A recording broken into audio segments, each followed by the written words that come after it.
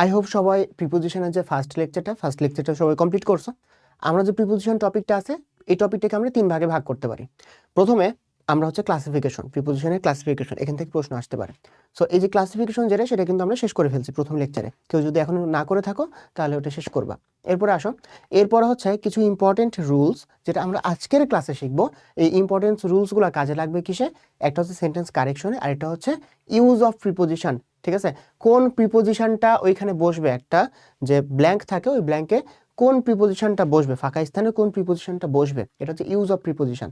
তাহলে correction, sentence correction এবং use of preposition দুইটা জিনিসের জন্য লাগবে কি আজকের যেটা টপিক, মানে আজকে হচ্ছে কিছু আমরা ইম্পর্টেন্ট কিছু রুলস পড়বো বা নিয়মাবলী পড়বো, যেটা তোমাদেরকে হেল্প করবে কোথায়? ইউজ অফ প্রিপোজিশন এখানে গিয়ে হেল্প করবে। ঠিক আছে, সো আমাদের আজকের ক্লাসটা শেষ করলে আমরা সেকেন্ড যে ধাপটা এটা আমরা অতিক্রম করে ফেলবো। এরপর হচ্ছে থার্ড ধাপে ইউজ অফ প্রিপোজিশন, সেটা আমরা পড়বো। ওকে, আচ্ছা, তো আজকের ক্লাসটা মেনলি কাজে লাগবে কারেকশনের জন্য এবং ইউজ অফ প্রিপোজিশনের জন্য। ওকে, আচ্ছা, তাহলে দেখো প্রিপোজিশনের কিছু ইম্পর্টেন্ট রুলস যেটা আমাদেরকে জানতে হবে। প্রথমটা কি? প্রিপোজিশন যদি কোনো প্রোনাউনের পূর্বে বসে, ওই প্রোনাউনের কি ফর্ম বসে? অবজেক্টিভ ফর্ম বসে। ঠিক আছে, একটা প্রোনাউনের এই যে দেখো প্রোনাউনের, ঠিক আছে, প্রোনাউনের পূর্বে যদি প্রিপোজিশন বসে তাহলে ওই প্রোনাউনের কোন ফর্ম বসে? অবজেক্টিভ ফর্ম বসে। ঠিক আছে, যদি অবজেক্টিভ ফর্ম কিরকম? সাবজেক্টিভ ফর্ম এবং অবজেক্টিভ ফর্ম, এটা তো আমরা জানি তাই না? যেরকম উইটা হচ্ছে তোমার সাবজেক্টিভ, আস, তারপর হচ্ছে আই, এর অবজেক্টিভ কি? মি। ঠিক আছে, আই এর অবজেক্টিভ ফর্ম কি? মি। তাহলে এই যে অবজেক্টিভ ফর্মগুলো বসবে যদি তোমার হচ্ছে প্রোনাউনের পূর্বে কি থাকে? প্রোনাউনের পূর্বে থাকে হচ্ছে তোমার প্রিপোজিশন। ঠিক আছে, আচ্ছা, তাহলে এখানে দেখো there is no quarrel between এই যে বিটুইনটা হচ্ছে প্রিপোজিশন। ঠিক আছে, দুইজনের মধ্যে বোঝাইলে তোমার হচ্ছে বিটুইন বসে। ওকে, আর এমনটা কখন বসে? এমনটা বসে হচ্ছে দুইয়ের ততোধিক হইলে। ঠিক আছে, দুইয়ের মধ্যে হইলে হচ্ছে বিটুইন, আর এমং যে শব্দটা আছে এমং, এটা হচ্ছে দুইয়ের অধিক বোঝাইলে। ঠিক আছে, কারেকশনের জন্য কিন্তু বলে দিলাম এটাও লাগবে। আচ্ছা, এরপরে দেখো বিটুইন ইউ অ্যান্ড, এটা কি? মি। ঠিক আছে, আচ্ছা, তাহলে এখানে তোমার হচ্ছে বাক্যে কি থাকতো? বাক্যে হচ্ছে তোমার হচ্ছে মানে সেন্টেন্স কারেকশনের জন্য এখানে তোমার দেওয়া থাকতো কি? দেওয়া থাকতো হচ্ছে ইউ অ্যান্ড আই।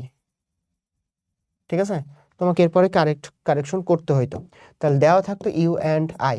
ঠিক আছে, তুমি কারেকশন হিসেবে কি লিখতা?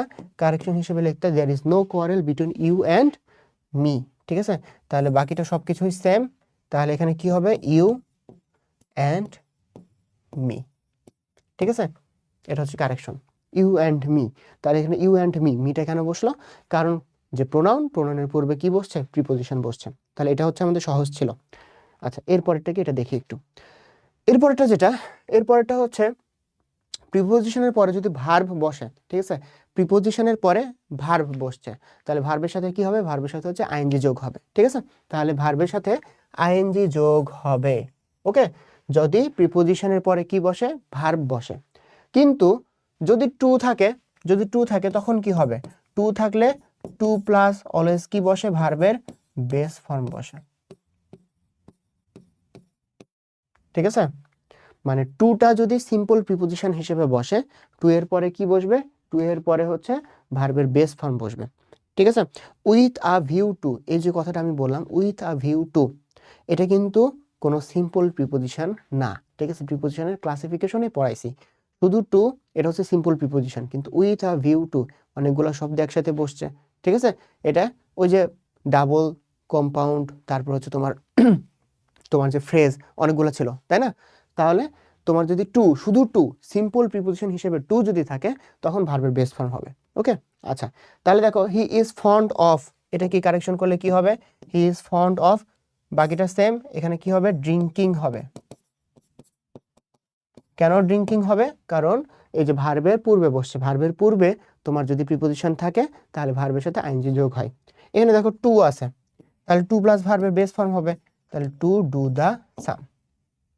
ঠিক আছে, আচ্ছা, তাহলে এখানে এই টুটা কিন্তু সিম্পল প্রিপোজিশন হিসেবে যদি টু থাকে সেই ক্ষেত্রে। ঠিক আছে, ভালোভাবে এটা কিন্তু খেয়াল করো।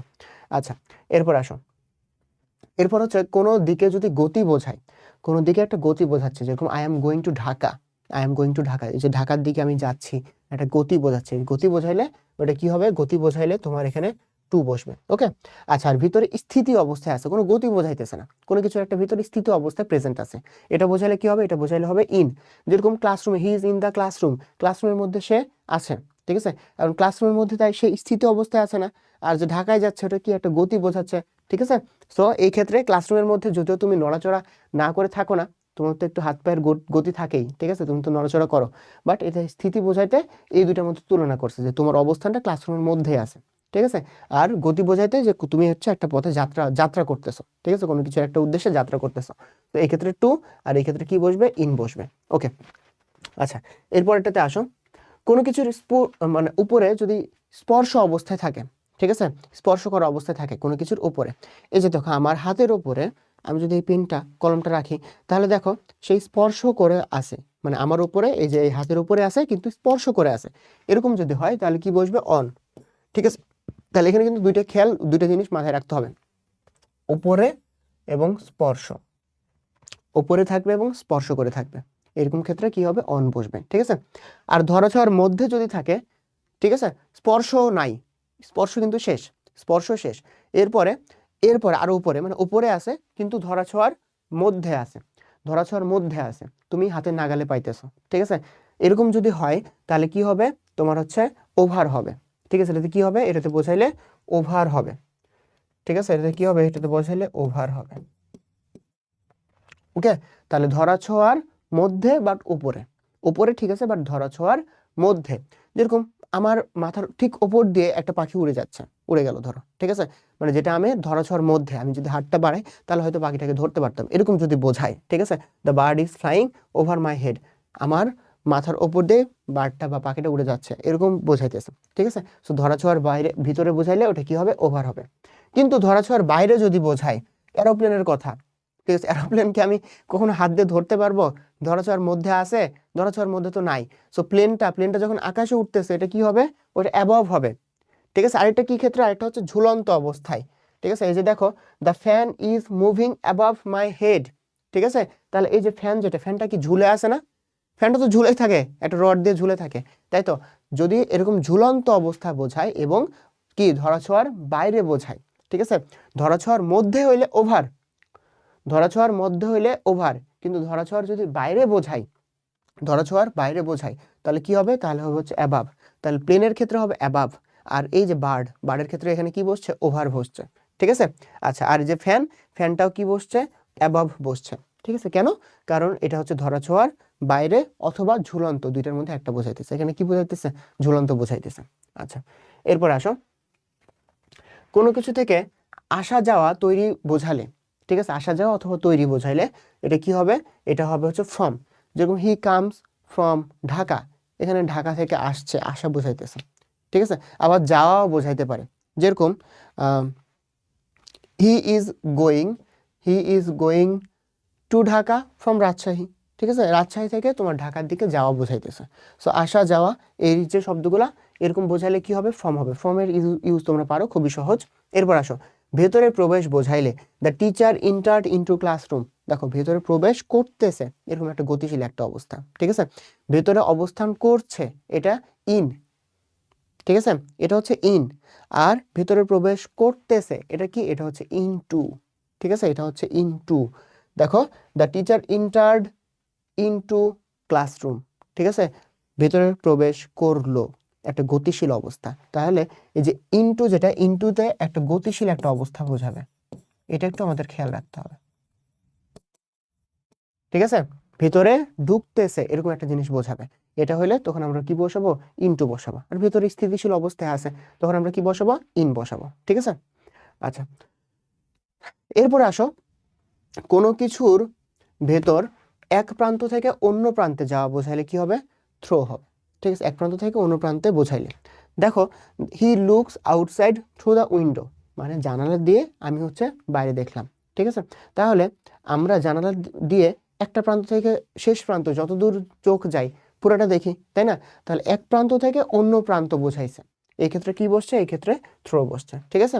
তাহলে জানালা দিয়ে আমরা বাইরে তাকে এক প্রান্ত থেকে আরেক প্রান্ত পুরোটাই দেখছি, এরকম বোঝাইতেছে, এই জন্য এখানে থ্রো হচ্ছে। ওকে, আচ্ছা এরপরে আজকে এটা আমাদের শেষ, ঠিক আছে, মানে এটা আমাদের শেষ স্লাইড আর কি।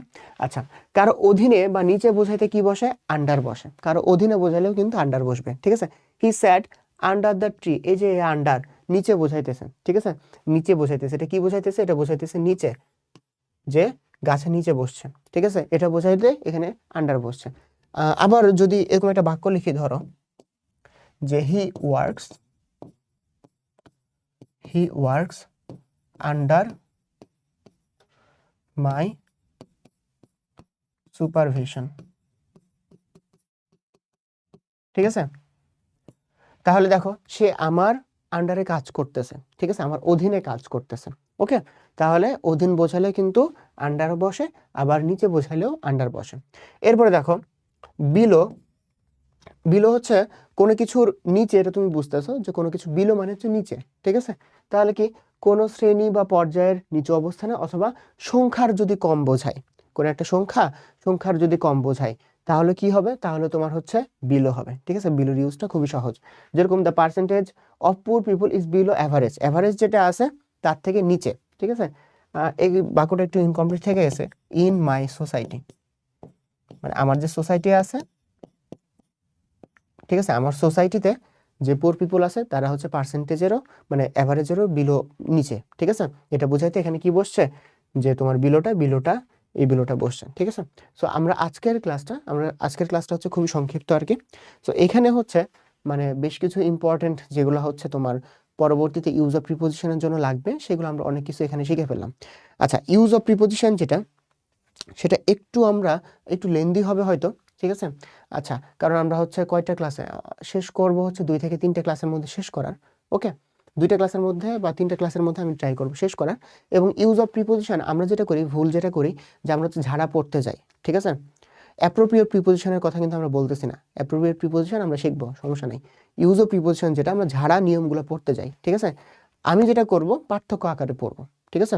তোমরা পেইড ব্যাচে আমার যে বায়োলজি ক্লাসগুলো পাইছো বা ফিজিক্স ক্লাসগুলো পাইছো, সেটাতে হয়তো দেখছো যে আমি পার্থক্য করে বা এইভাবে মানে সহজেই যে জিনিসটা বোঝা যায়, ঠিক আছে, এইভাবে পড়াতে পছন্দ করি। সো তোমার হচ্ছে তুমি ঝাড়া যখন পড়ে যাবে রুলসগুলো, দেখবে যে তোমার একটার সাথে আরেকটা গুলায় গেছে। বাট আমরা যদি পার্থক্য করে পড়ি, তাহলে তুমি আইডেন্টিফাই করতে পারবে এই জিনিসটা এখানে, এই জিনিসটা এখানে, ডিফারেন্সিয়েট করতে পারবে, ঠিক আছে। সো সেই ক্ষেত্রে তোমার অনেক উপকার হবে, ঠিক আছে। আর তুমি একটা জিনিস দেখো যে আমি এগুলো হয়তো আমি লিখে করি, ঠিক আছে, নিজে লিখে করি, এই জন্য আরও বেশি আমার টাইম লাগে, শ্রম দিতে হয়, বুঝছো।